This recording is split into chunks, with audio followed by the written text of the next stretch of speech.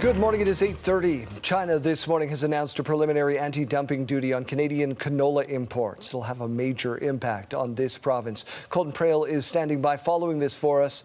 Colton?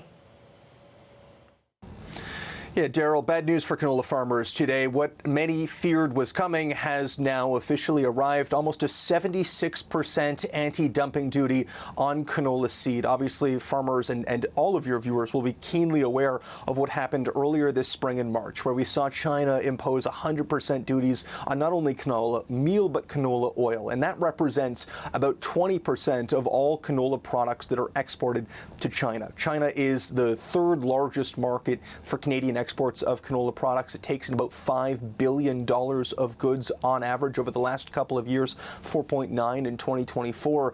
And the real concern, the real fear was that these anti-dumping duties would apply to canola seed. And we are seeing that. And that's important because of that almost $5 billion in exports, $4 billion of that is the seed itself. And it's almost 76%, 75.8. This is essentially the Chinese market saying, we don't want Canadian canola. And that's a huge problem for farmers in Canada, but it also speaks to the growing challenge that exists for this country and the weight and the brunt of the trade war that is being borne by individual sectors. If you think about the trade war with the United States, we know that the largest damages have been sectoral specific. The steel and aluminum sector in Ontario and Quebec, for example, has been dealing with a vast majority of the economic brunt of this trade dispute.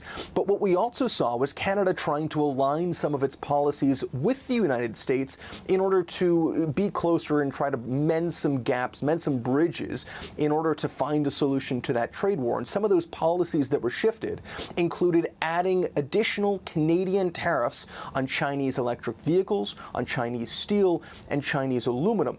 And what we saw was the Chinese respond, first with those rapeseed oil and canola meal tariffs at 100% anti-dumping duties, and now the big one affecting canola seed in general.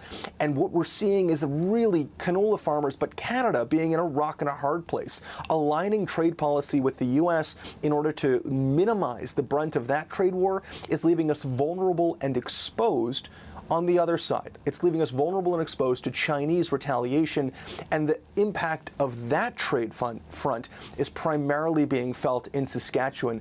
There are calls right now on the government to provide financial assistance to try to bolster the domestic canola market, whether that's through increased biofuels or aviation. But either way, this is going to have a massive, massive impact on an industry that has about 40,000 farmers in it. And as you know, the vast majority located in Saskatchewan. We'll see how the federal government responds to this, but for now, it's just another example of the sectoral hurt that is being caused by these wider disputes between Canada and the U.S., and now between Canada and China.